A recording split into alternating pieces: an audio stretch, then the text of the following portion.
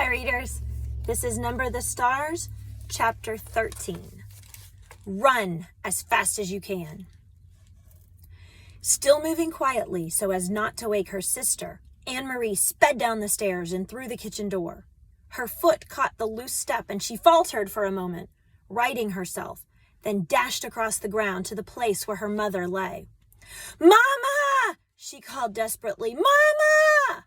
"Shh," Mama said, raising her head. "I'm all right." "But Mama," Anne-Marie asked, kneeling beside her, "what's wrong? What happened?" Her mother pulled herself to a sitting position. She winced in pain.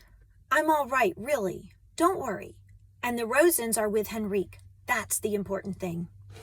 She smiled a little, though her face was drawn with pain, and she bit her lip, her smile fading. "We got there quite quickly, even though it was still so dark, and it was difficult for the Rosens, not knowing the path. Henrique was there waiting on the boat, and he took them aboard and down below, down to the cabin, so they were invisible in an instant. He said the others were already there. Peter got them there safely too. So I turned and hurried home. I was so anxious to get back to you girls. I should have been more careful." Talking softly, she brushed some grass and dirt from her hands. "Can you believe it? I was very nearly here. Well, maybe about halfway, when I tripped over a root and went sprawling everywhere." Mama sighed. "I'm so clumsy," she said, as if she were scolding herself. "I'm afraid my ankle is broken, Anne-Marie. Thank goodness it's nothing worse. An ankle mends." Mend, remember? Mends. The ankle mends. "And I'm home, and the Rosens are with Henrique." "Oh, Anne-Marie, you should have seen me," she said, shaking her head with a wry look. "Your proper mama, crawling inch by inch on the ground. I probably looked like a drunkard." She reached for Anne-Marie's arm. "Here, let me lean on you. I think if you support me on this side, I can make my way back up to the house." "Goodness, what a clumsy fool I am. Here, let me put my arm over your shoulders. You're such a good, strong, brave girl. Now, very slowly. There." Mama's face was white with pain. Anne-Marie could see it even through the faint light of approaching dawn. She hobbled, leaning heavily on her daughter, pausing again and again toward the house. "When we get inside, I'll have a cup of tea, and then we'll call the doctor. I'll tell him I fell on the stairs. You'll have to help me wash away all the grass and twigs." You notice Mama's asking her to lie again? "Here, Anne-Marie, let me rest for just a moment." They had reached the house, and Mama sank down to the steps and sat. She took several deep breaths. Anne-Marie sat beside her and held her hand. "Mama, I was so worried when you didn't come back." Mama nodded.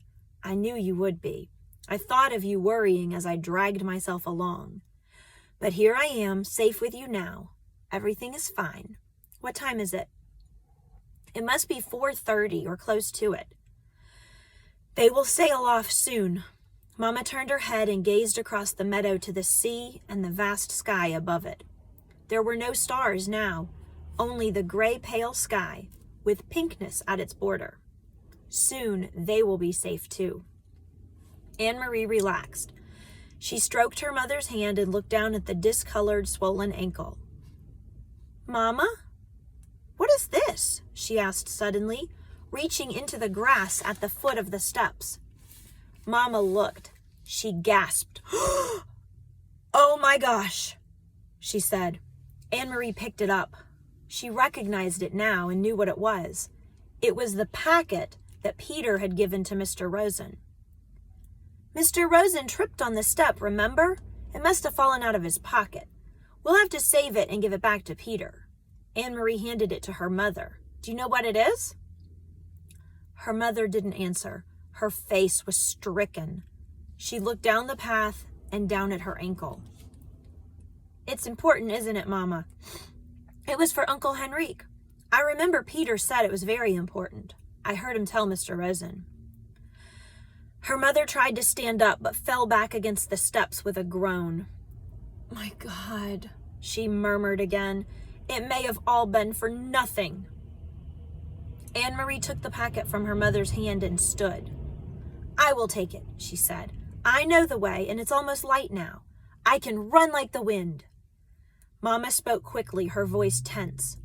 Anne-Marie, go into the house and get the small basket on the table. Quickly, quickly. Put an apple into it and some cheese. Put this packet underneath. Do you understand? Hurry! Anne-Marie did instantly as she was told. The basket, the packet at the bottom, she covered it with a napkin, then some wrapped up cheese and an apple. She glanced around the kitchen, saw some bread, and added that. The little basket was full. She took it to where her mother was. You must run to the boat. If anyone should stop you, who would stop me? Anne-Marie, you understand how dangerous this is. If any soldiers see you, if they stop you, you must pretend to be nothing but a silly little girl.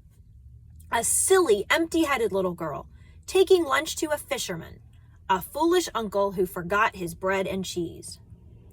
Mama, what is at the bottom? But Mama didn't answer her question. Go, she said firmly. Go right now and run as fast as you can. Anne-Marie kissed her mother quickly, grabbed the basket from her mother's lap, turned, and ran down the path.